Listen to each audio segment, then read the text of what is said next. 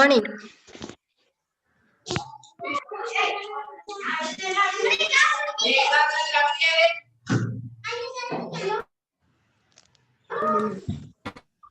நாங்கள் இன்னைக்கு எமாது உணவு என்ற அழகில தான் படித்து கொண்டிருக்கிறோம். அது இந்த தொடர்ச்சிய இப்ப பார்ப்போம்.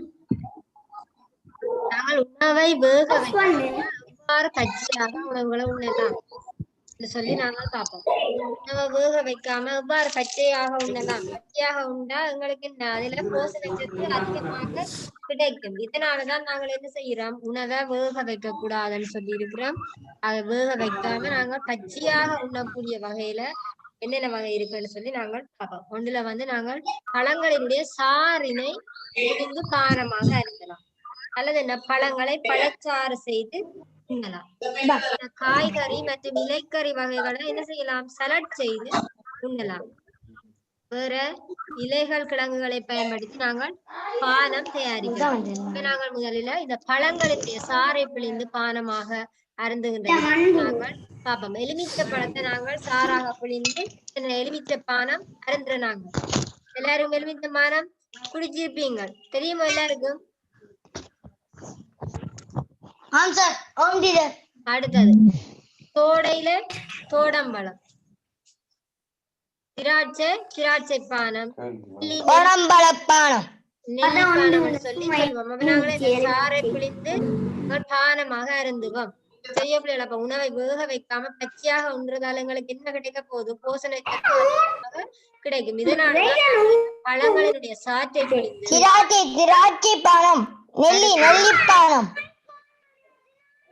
பெரிய பிள்ளைகள் அடுத்ததை பாருங்க. அடுத்தது எவ்வாறு உண்ணலாம், பழக்கலவை செய்து உண்ணலாம். பழங்களை நாங்கள் பழக்கலவை செய்து வாழைப்பழம், ஆப்பிள், மாம்பழம், கொய்யாப்பழம், திராட்சை போன்ற பழங்களை பயன்படுத்தி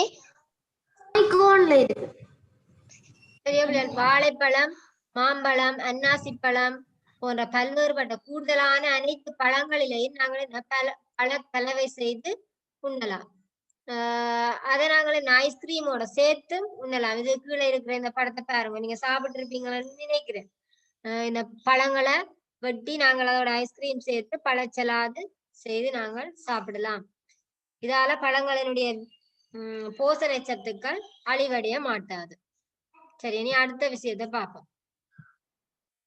காய்கறி இலைக்கறி வகைகளை சலட் செய்து உண்ணுதல்.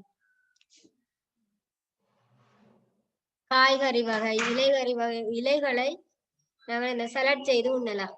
அதாவது பாருங்க, புடலங்காய், பிப்பிஞ்சா, வெள்ளரிக்காய், கேரட் போன்றவற்றை நாங்கள் இந்த சலட் செய்து உண்ணலாம். பச்சையாக அல்லது சம்பல் செய்து உண்ணலாம். அடுத்த பாருங்க, வெள்ளரி, பொன்னாங்கானி, பசளி, கங்குன் போன்றவற்றை பச்சடி அல்லது சம்பல் அல்லது சுண்டல் செய்து உண்ணலாம். இதுல பாத்தீங்கன்னா வெள்ளரி சம்பல் இருக்குது. அடுத்த பாருங்க, முருங்கை கஞ்சி. பெரியவள இலைக்கஞ்சியால நிறைய சத்து இருக்குது. இலைக்கஞ்சி செய்யறாங்க என்ன, முருங்கையில தேவை, முசுட்டை, சாத்தாவாரி, பசளி, வெள்ளரை போன்றவற்றை நாங்கள் என்ன இலைக்கஞ்சி தயாரிக்கிறதுக்கு பயன்படுத்தலாம். இலைக்கஞ்சிக்கு எந்த அரிசி பயன்படுத்துறது, தவிடு நீக்காத கைக்குத்தரிசியைத்தான் இலைக்கஞ்சி தயாரிக்கிறதுக்கு பயன்படுத்துறது. இலைகளை நாங்கள் முதலே போட்டு அவிக்கலாம் இலைக்கஞ்சி தயாரிக்கும் போது, இல்லை என்ன, இலைக்கஞ்சி தயாரிக்கும் போது அரிசி அவிந்ததுக்கு பிறகுதான் என்ன அந்த இலைகளை இடிச்சிட்டு அதோட பச்சை நிறம் மாறாத வகையில நாங்கள் கஞ்சியை தயாரிக்க வேண்டும். சரி, இனி நாங்கள் அடுத்த விஷயத்துக்கு போவோம். வேறு எவ்வாறு பச்சையாக உண்ணலாம். ஒன்று நாங்கள் ஜூஸ் செய்து சாப்பிடலாம் என்று சொல்லுது. அடுத்தது என்ன, இலைக்கறி வகைகளை சம்பல் அல்லது பச்சடி செய்து சாப்பிடலாம்னு பார்த்தது. அடுத்தது என்ன, பல கலவை செய்து சாப்பிடலாம்னு சொல்லி பார்த்துறாங்க. அடுத்தது என்ன இருக்குன்னு பார்ப்போம். இலைகள் கிழங்குகளை பயன்படுத்தி பானம் தயாரித்தல். இலைகள் கிழங்குகளை பயன்படுத்தி என பானங்களை தயாரித்து அதுல பாருங்க, பீட்ரூட், நோக்கல், முள்ளங்கி போன்றவற்றிலிருந்து சாறு பிழிந்து அவற்றை பானமாக அருந்தலாம். அல்லது அருகம்புல் ஜூஸ் குடிக்கலாம். அருகு போன்றவற்றினுடைய பானங்களை நாங்கள் குடிக்கலாம். அருகு ஜூஸ் குடிக்கிறதால எங்களுக்கு உடலுக்கு புத்துணர்ச்சி கிடைக்கும். அருகு ஜூஸ் குடிச்சிருக்கிறீங்களோ? ஆகவே நாங்கள் இந்த பானங்கள் அருந்துவதன் மூலம் அல்லது கிழங்குகள் இலைகள் என்பவற்றை பயன்படுத்தி பானங்கள் மூலம் நாங்கள் பச்சையாக உண்ணக்கூடியதாக இருக்குது. அடுத்ததை பாருங்க. அப்ப நாங்கள் இவ்வளவு நேரம் பார்த்தது என்ன? உணவை வேக வைக்காது பச்சையாக உண்ணுகின்ற முறைகள் பார்த்தினாங்க. என்னென்ன முறை பார்த்தினாங்க சொல்லுங்க பாப்போம். என்னென்ன முறை பார்த்தினாங்கன்னு சொல்லி என்ன முறை பார்த்தினாங்க? பானமாக அருந்துதல், சலட் செய்து உண்ணுதல், பழக்கலவை அல்லது பழச்சலாது செய்து உண்ணலாம். அடுத்தது என்ன? இலைகள் கிழங்குகளை பயன்படுத்தி பானம் தயாரிக்கிறேன்னு பார்த்தினாங்க. அடுத்தது பாருங்க, உணவினுடைய போசாக்கு குறைவடையும் சந்தர்ப்பம். ஏன் உணவினுடைய போசாக்கு குறையுது? உணவு வந்து நஞ்சாகும். ஏன்? விளம்பரங்கள் மூலம் போசாக்கிட்ட உணவை தெரிகிறது. நாங்கள் விளம்பரங்களை கண்ட விளம்பரங்கள் எல்லாத்தையும் பார்த்துட்டு இதுல நல்லா இருக்குமென்னு சொல்லி அவங்களும் சும்மா விற்பனை ஆகுறதுக்காக தந்திரோபாயங்களை மேற்கொள்றேன்னு முதல் கடந்த வகுப்புல பார்த்தாங்க. அதுக்காக அவங்க நிறைய விளம்பரங்களை செய்வாங்க. இது சத்தா இருக்கும், இப்படி வரும், அப்படி வரும்னு சொல்லி பொய்யான விளம்பரங்களை கண்டு நாங்கள் ஏமாறுவதால உணவினுடைய போசாக்கு குறைவடையும். அடுத்தது வந்து உணவு மாசடையுது. சுகாதாரமற்ற முறையில சமைக்கிறதால உணவு என்ன மாசடையும். என்ன உணவு சமைக்கும் போது நாங்கள் என்ன ஏப்ரன் அணிந்து சமைப்பதால உணவு மாசடைய மாட்டாது. இல்லைன்னு சொன்னா என்ன? உங்க உடல்ல இருக்கிற அழுக்குகள் அந்த உணவுல சேர்வதனால உணவு வந்து மாசடைகின்றது. ஆகவே உணவினுடைய போசாக்கு குறைவடையும் சந்தர்ப்பம் என்ன? ஒன்று உணவு நஞ்சாகிறது. ஏன் நஞ்சாகுது? அந்த விளம்பரங்களை கண்டு நாங்கள் போசாக்கு இல்லாத உணவுகளை நாங்கள் வாங்க போறோம். அடுத்தது வந்து உணவு மாசடைகிறது. சுகாதாரமற்ற முறையில சமைக்கிறது. என்னண்டா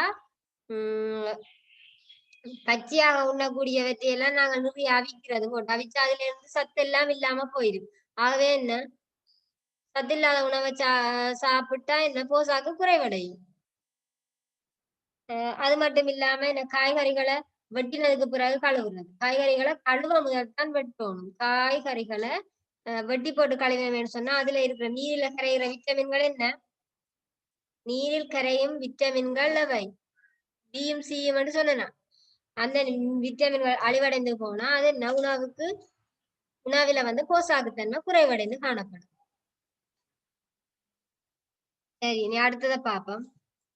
இந்த உணவு எவ்வாறு நஞ்சாகின்ற முறைகள். காலாவதியான உணவுகளை நுகருதல். டேட் முடிவடைஞ்சிட்டு இந்த சின்மீன்ல வாங்க போறோம்னு சொன்னா நாங்கள் டேட்டை கவனிக்க மாட்டோம். சின்மீன் தானே சாப்பிடத்தானே வாங்குறோம்னு உடனே வேண்டுறது. யாரெல்லாம் இது பாக்குற நீங்கள்? காலாவதி தேதி, உற்பத்தி தேதி யார் பாக்குற? நீங்கள் பார்த்துத்தான் நாங்கள் முதல் வாங்க வேணும். பொது செய்யப்பட்ட இந்த உணவு வகைகள்ல கட்டாயமாக இந்த காலாவதி தேதி இருக்கு. இந்த காலாவதி தேதியை நாங்கள் பார்த்துட்டு அதுக்கு அதனுடைய திகதி முடிவடைய முதல் நாங்கள் வேண்ட வேண்டும். அவ்வாறு வேண்டுவத காலாவதியான உணவுகளை நாங்கள் உட்கொள்ளுவதால எங்களுக்கு பல்வேறு நோய்கள் ஏற்படும். அதாவது நஞ்சாகும். ரசாயன மாற்றம் காரணமாக உணவு நஞ்சாகும். ஏன்னு சொன்னா இந்த சின்மீனுக்குள்ள என்ன விடுவார்கள்? ரசாயன பதார்த்தங்கள். அது கெட்டு போகாமல் இருக்கிறது தகரத்துல அடைக்கிறது. அடைச்சு வச்சிருக்கக்குள்ள அதுல என்ன? அதனுடைய காலாவதி தேதி முடிவடைந்த அந்த ரசாயனம் வந்து என்ன? அது மாறிடும். அதுக்குரிய காலம் அது முடிஞ்சுது. அதனால அந்த உணவு வந்து நஞ்சாகும். அந்த நஞ்சான உணவை நாங்கள் உட்கொள்வதால எங்களுக்கு பல்வேறுபட்ட நோய்கள் ஏற்படும். அடுத்ததை பாருங்க, பழுதடைந்த காய்கறி கிழங்கு வகைகளை சமைத்தல். பழுதடைந்த காய்கறி கிழங்கு வகைகளை சமைத்தால் எங்களுக்கு என்ன நடக்கும்? நோய்கள் ஏற்படும். உதாரணமா பாத்தீங்கன்னு சொன்னா பழுதடைந்த இந்த கிழங்கு. என்ன கிழங்கு இருக்கு? பழுதடைந்த கிழங்கு மரவள்ளி கிழங்கு. என்ன நிறத்துல வரும்? நீல நிறம். பழுதாகி போன மரவள்ளி கிழங்கு வந்து நீல நிறமா காணப்படும். அதை நாங்கள் சாப்பிட்டோம்னு சொன்னா அந்த நீல நிறம் எங்களுக்கு நச்சுத்தன்மையான ரசாயன பதார்த்தத்தை நாங்கள் உண்டா என்ன? எங்களுக்கு மரணம் ஏற்பட வாய்ப்பு உண்டு. பெரியவர்களாகவே நாங்கள் உணவு நஞ்சாகிற முறையிலான பொருட்களை வாங்குறத முதல் தவிர்க்க வேண்டும். தவிர்த்தாதான் நாங்கள் என்ன நோய் இல்லாமல் வாழலாம். பொதி செய்யப்பட்ட உணவு வாங்கணும்னு சொன்னா அது இந்த காலாவதி தேதி உற்பத்தி தேதியை முதல் பார்க்க வேணும். அடுத்தது வந்து என்ன பழுதடைந்த காய்கறி வகைகளை வாங்கிக்குள்ள சிறந்த காய்கறிகளை நாங்கள் வாங்கணும். எப்படின்னு சொன்னா மரவள்ளி கிழங்கு வாங்கிக்குள்ள வெட்டுப்பட்டதாக இருக்கக்கூடாது. முழுமையான உடன்கிழங்க பார்த்து நாங்கள் வேண்டும். இவ்வாறானவற்றை வாங்குவதன் மூலம் நாங்கள் நஞ்சாகும் முறைகளை நாங்கள் தவிர்த்துக் கொள்ளலாம்.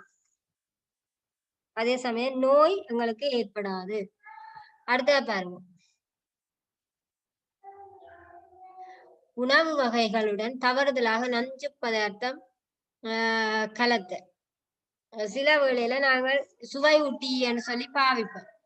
என்ன அஜனமோட்டுன்னு சொல்லி நாங்கள் பாவிப்போம். கறிக்கு சுவை சேர்க்கிறதுக்காண்டி அஜனமோட் பாவிப்போம். இந்த அஜனமோட்டுல நாங்கள் அதிக பாவிச்சோம்னு சொன்னா அது எங்களுக்கு உடலுக்கு நச்சுத்தன்மையாக மாறிவிடும். ஆகவே நாங்கள் என்ன தவறுதல் சுவைக்காக நாங்கள் சேர்க்கிறோம். அது பின்னாளில் எங்களுடைய உடலுக்கு தீங்கினை விளைவிக்கும். உணவு வகைகளுடன் தவறுதலாக நஞ்சு பதார்த்தம் கலத்தல். சில வேளைகளில் ரசாயன பதார்த்தங்கள் அந்த உணவுடன் கலப்பதால் என்ன நச்சுத்தன்மை அடையும். அடுத்த பாருங்க, அலுமினிய பாத்திரத்துல நாங்கள் சமைக்கும் போது அலுமினிய பதார்த்தத்தை சேர்த்த. அலுமினிய பாத்திரத்துல சமைக்கும் போது அமில பதார்த்தம் சேர்த்து. இந்த அலுமினிய பாத்திரத்தை நாங்க சமைச்சோம்னு சொன்னா அதுல வந்து என்ன பாத்தீங்கன்னு சொன்னா கொருக்கா தேசி புளியை நாங்க கறிக்கிடும் போது ரசாயன தாக்கம் அடைந்து நச்சு பொருள் தோணும். அந்த புளிக்கிற உணவு வகைகளை நாங்கள் அலுமினிய பாத்திரத்துல சேர்க்கக்கூடாது. ஏன்னு சொன்னா அந்த அலுமினியத்துக்கும் புளிக்கும் தாக்கம் ரசாயன தாக்கம் அடைந்து அது நச்சு பொருளாக மாறி எங்களுடைய உடலுக்கு வந்து நாங்கள் உணவை சாப்பிட்டோம்னு சொன்னா எங்களுடைய உடலுக்கு வந்து அது தீங்கினையே ஏற்படுத்தும். ஆகவே நாங்கள் அலுமினிய பாத்திரத்துல சமைக்கிறத முதல் தவிர்த்து கொள்ள வேண்டும். அதற்கு பதிலாக மட்பாத்திரங்களை நாங்கள் பயன்படுத்துவது எங்களுடைய உடலுக்கு எந்தவித தீங்கையும் ஏற்படுத்தாது.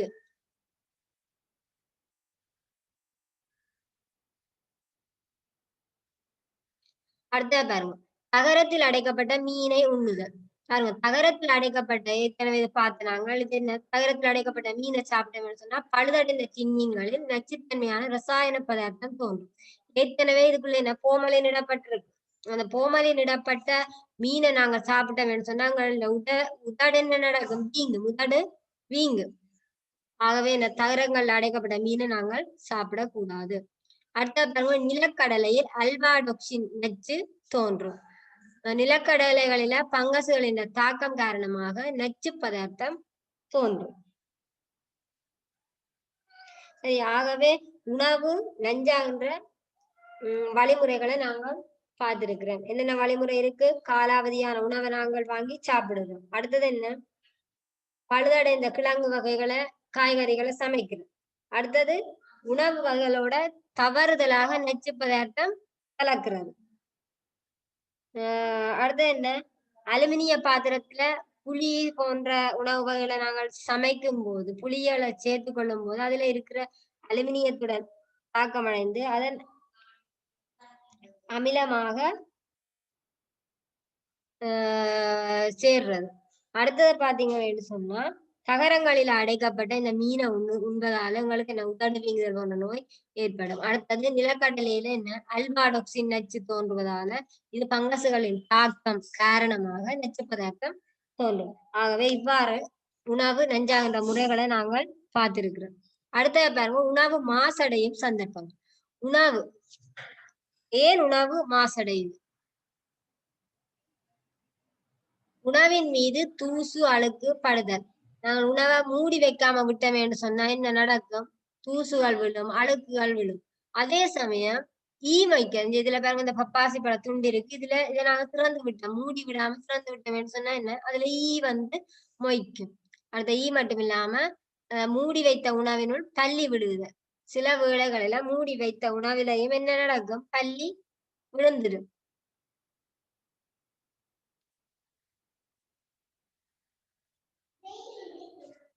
மூடி வைத்த பள்ளி விழுந்த உணவை நாங்கள் சாப்பிடுறதால எங்களுக்கு தீமை உண்டாகும். பள்ளி வந்து அழுக்குகள்ல இருக்கு இருந்துட்டு உங்களுடைய உணவுல அந்த பள்ளி வந்து இருந்துன்னு சொன்னா உங்களுக்கு உடலுக்கு அது நோய்களை ஏற்படுத்தும். அடுத்த பாருங்க, சமையல் அறையினுள் நாய் பூனை கரப்பான் நடமாடுதல். இந்த சமையல் அறைக்குள்ள நாய் பூனை கரப்பான் நடமாடும். அது மட்டும் இல்லாம அது என்ன திருடி வாய் வச்சு சாப்பிடும். நாய் பூனை எல்லாம் வீட்டுக்கு வந்து சாப்பிட்டுடும். அதை நாங்கள் சாப்பிட்டோம்னு சொன்னா எங்களுக்கு நோய் தான் ஏற்படும். ஆகவே நாங்கள் அந்த நாய் பூனை கரப்பான் இல்லாம நாங்கள் பாதுகாத்து கொள்ள வேண்டும். அடுத்தது பாத்தீங்கன்னா, கனிந்த பழங்கள் அழுகி போகுது. நல்ல கனிஞ்ச பழமா இருக்கும், அது கொஞ்ச நாளையால என்ன அழுகி போயிடும். இவைதான் என்ன உணவு மாசடைகின்ற சந்தர்ப்பங்கள். கொண்ட உணவின் மீது தூசு விழுகிறது, அடுத்தது என்ன ஈக்கள் வைக்கிறது, அடுத்தது தள்ளி விழுதல், வேறு என்ன நாய் பூனை கரப்பான அது மட்டும் இல்ல, நாய் பூனை என்பவற்றின் மீது தெள் இருக்கு. தெள்ளுகள் வந்து எங்களுடைய சமையல் அறைக்குள்ள வர வாய்ப்பு இருக்கு. அதே சமயம் அவற்றினுடைய ரோமங்கள் வந்து உதிரும். அவற்றை எல்லாம் நாங்கள் அதோட அந்த தூசுகள் எல்லாத்தையும் சேர்ந்து நாங்கள் சாப்பிட்டோம்னு சொன்னா எங்களுக்கு என்ன நோய்கள் ஏற்படும். அடுத்த பாருங்க, இவ்வாறான இந்த உணவை நாங்கள் மாசடைவதை தவிர்க்கும் வழிமுறைகள். இவ்வாறு உணவு மாசடைகிறத நாங்கள் தவிர்க்க வேண்டும். சுத்தமான பாத்திரத்துல மூடி சுத்தமான பாத்திரத்துல சமைத்த என்ன சுத்தமான பாத்திரம்னு சொன்னா மட்பாத்திரங்களை நாங்க சமைத்தோம்னு சொன்னா உங்களுக்கு எந்த விதமான தீங்கும் ஏற்படாது. அடுத்ததா பாருங்க, சமைத்த உணவினை மூடி வைத்தல். உணவை நாங்கள் மூடி வைக்கணும். அடுத்தது பாருங்க, சுகாதாரமான முறையில் உணவை சமைத்தல். சுகாதாரமான முறைன்னு சொன்னா என்ன, கைகளை கழுவின அப்புறம் சமைக்க வேணும். அது மட்டும் இல்லாம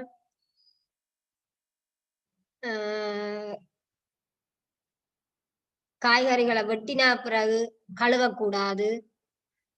இவ்வாறு சுகாதாரமான முறையில உணவை சமைக்க வேணும். அலுமினிய பாத்திரத்துல கறி அடுப்புல இருக்கக்குள்ள புளிய நாங்கள் சேர்க்க கூடாது. இவ்வாறு சுகாதார முறையில உணவை நாங்கள் சமைத்துக் கொள்ள வேண்டும். அடுத்த பாருங்க, உணவு சமைப்பவர் சுய சுத்தம் வேண்டுதல். உணவு சமைக்கிறவர் வந்து சுய சுத்தம் வேணும். அவர் ஏப்ரல் அணிந்து அவர் உணவை சமைத்தார என்று சொன்னா உணவு மாசடைய மாட்டாது. அது மட்டும் இல்லாம அவர் அடிக்கடி கைகளை கழுவி கொள்ளுதல் வேண்டும். அடுத்த பாருங்க, சமையல் அறையினுள் நாய் பூனை கரப்பான் போன்ற பிராணிகள் நடமாடுவதை தவிர்த்தல். ஏற்கனவே சொன்னது, நாய் பூனை கரப்பான் போன்ற பிராணிகள் வந்தது என்று சொன்னா எங்கள்கிட்ட சமையல் அறைக்குள்ள என்ன தெள்ளுகள் வரும், அதனுடைய ரோமங்கள் கீழே உதிர்ந்திருக்கும். அதனால எங்கள் உணவு வந்து மாசடையும். எனவே இவ்வாறான பிராணிகள் எங்களுடைய சமையல் அறையினுள் நுழைவதை நாங்கள் தடுத்து கொள்ள வேண்டும். சரியா, உணவு மாசடைல தவிர்க்கும் வழிமுறைகளை பற்றி நாங்கள் பார்த்திருக்கிறோம். அடுத்ததை பாருங்க, விளம்பரங்களை நம்பி ஏமாறுது. எவ்வாறான ஊடகங்கள் மூலம் எங்களுக்கு விளம்பரங்களை நாங்கள் அதை பார்த்து நாங்கள் ஏமாந்து போறோம். ஏன் பாருங்க, பத்திரிகை விளம்பரத்தை வெளியிடும், வானொலி மூலம் விளம்பரத்தை நாங்கள் கேட்கிறோம், தொலைக்காட்சியில பாக்குறோம். அடுத்தது என்ன, அது மட்டும் இல்லாமல் விளம்பர வாகனங்கள், துண்டு பிரசுரங்கள், அடுத்தது என்ன என்பவற்றின் மூலம் நாங்கள் விளம்பரங்களை பார்க்கிறோம். இந்த விளம்பரங்கள்ல அநேகமானது பொய்யான விளம்பரங்கள்லாம் அதிக அளவால இருக்குது. அவர்கள் தங்களுடைய விற்பனை தந்திரோபாயத்துக்காக அழகான கவர்ச்சியான விளம்பரங்களை மேற்கொள்வதால நாங்கள் அதை பார்த்து ஏமாறுவதால நாங்கள் அந்த போசனை குறைவாக உள்ள போசனை குறைந்த உணவுப் பொருட்களை நாங்கள் வாங்குவதால எங்களுக்கு என்ன தீமைகள் ஏற்படுகின்றது. பாருங்க, என்னென்ன ஊடகங்கள் இருக்குது, பத்திரிகை, வானொலி, தொலைக்காட்சி, விளம்பர வாகனம், துண்டு பிரசுரம், இவை என்ன ஒவ்வொரு ஊடகங்கள். இதனை நாங்கள் பார்த்து தர குறைந்த ஒரு உணவுப் பொருட்களை கொள்வனவு செய்து அதிலிருந்து போசாக குறைந்த உணவை நாங்கள் சாப்பிடுறதால எங்களுக்கு பல்வேறுபட்ட நோய்கள் ஏற்படும்.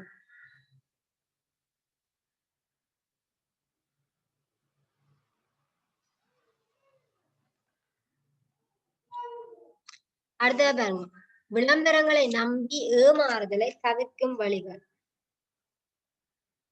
இந்த விளம்பரங்களை நாங்கள் பார்த்து ஏமாறக்கூடாது. எவ்வாறு ஏமாறக்கூடாது, கவர்ச்சியான விளம்பரங்களை பார்த்துட்டு நாங்கள் அதை பார்த்துட்டு இது உண்மைதானு சொல்லி உடனே ஏமாறக்கூடாது. பெரும்பாலானவற்றை வீட்டிலேயே சமைத்து உண்ணுதல். நாங்கள் வீட்டிலேயே சமைத்து சாப்பிட்டோம் என்று சொன்னா இந்த விளம்பரங்களை நாங்கள் பார்க்க வேண்டிய தேவை எதுவும் இருக்காது. ஆரோக்கியமான சுகாதாரமான உணவாகவும் எங்களுக்கு கிடைக்கும். அடுத்த பாருங்க, பொருட்களின் போசனை பெருமானத்தை பரிசோதித்து கொள்வனவு செய்தல். அதனுடைய போசனை பெருமானத்தை நாங்கள் பார்த்து அதற்கேற்ற வகையில நாங்கள் கொள்வனவு செய்ய வேண்டும்.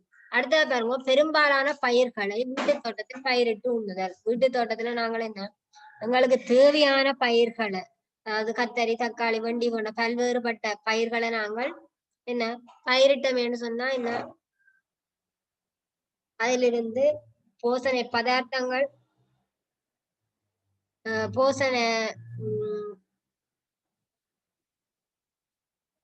அதில இருந்து ரசாயன தாக்கங்கள்ல இருந்து நாங்கள் விடுபடலாம்.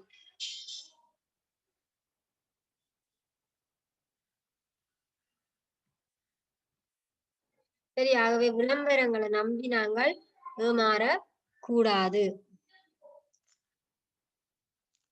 சரி, அடுத்தது பாருங்க, உணவினுடைய போஷாக்கு பெருமானத்தை பாதுகாக்கும் வழிகள். உணவு போஷாக்கு அதிக அளவா இருக்கணும், அதை நாங்கள் அப்படியே பாதுகாத்து வேணும்னு சொன்னா என்ன செய்ய வேணும்? இலைக்கறி மரக்கறிகளை கழுவினதுக்கு பிறகுதான் நாங்கள் வெட்ட வேணும். இது ஏற்கனவே பார்த்தது. அடுத்தது பாருங்க, உணவுப் பொருட்களை நீண்ட நேரம் வேக வைக்கிறத தவிர்க்க வேணும். அடுத்தது பாருங்க, இயலுமானவரை சமைக்காமல் பச்சையாக உண்ணுதல். அடுத்தது, உணவு சமைக்கும் போது சுகாதாரத்தை கடைபிடித்தல். சமைத்த உணவை மூடி வைத்து பாதுகாத்தல். ஆக இவ்வாறு நாங்கள் செயற்படும் போது உணவினுடைய போஷாக்கு பெருமானம் குறைவடையாது. சரி, இனி இதுல இருக்கிற வினாக்களுக்கான விடிய நீங்கள் சரியாக எழுதி இந்த வைபர் இலக்கத்துக்கு அனுப்புவோம்.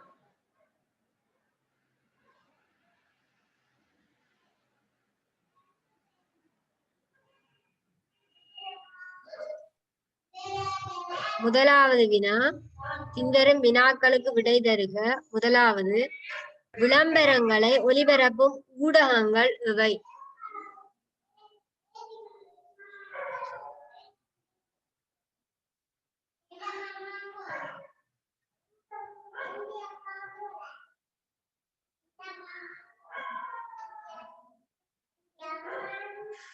டீச்சர் வாட்ஸ்அப்ல அனுப்பலாமா? வாட்ஸ்அப்ல இல்ல, வைபர்ல அனுப்புங்க.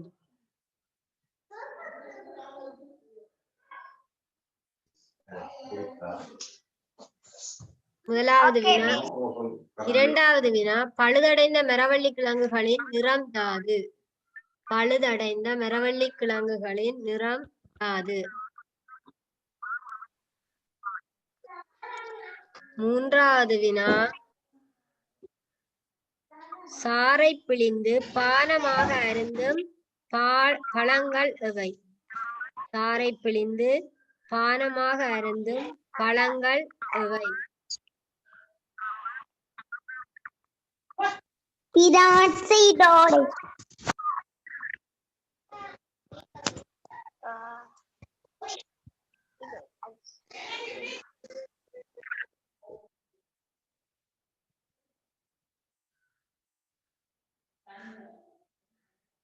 அடுத்தது நான்காவது வினா, உணவை மாசடையச் செய்யும் பிராணிகள் எவை?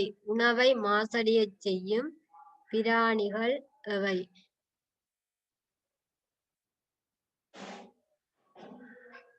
ஐந்தாவது வினா, உணவு மாசடைதலை தவிர்க்கும் வழிமுறைகள் எவை? உணவு மாசடைதலை தவிர்க்கும் வழிமுறைகள் எவை?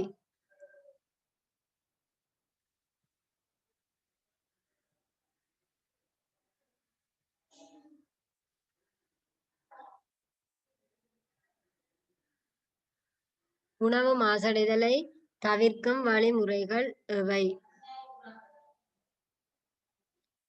சரி, இந்த 5 வினாவுக்குமான சரியான விடைய இந்த வைபர் இலக்கத்துக்கு எழுதி அனுப்புங்க பிள்ளைகள். எல்லாரும் நோட் பண்ணிட்டீங்களோ? எல்லாரும் நோட் பண்ணிட்டீங்களே?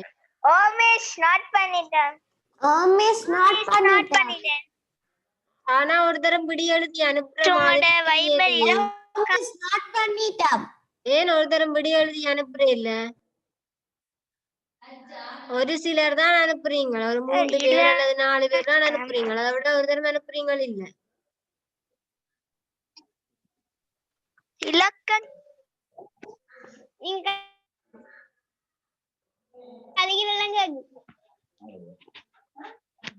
லைப்ரரி இலக்கண் மைக் சரியா பிள்ளைகள், இதோட இந்த வகுப்பு எல்லாரும் நோட் பண்ணிட்டீங்களானே? இதோட இந்த வகுப்பை நாங்கள் நிறைவு செய்வோம். ஓமேஷ்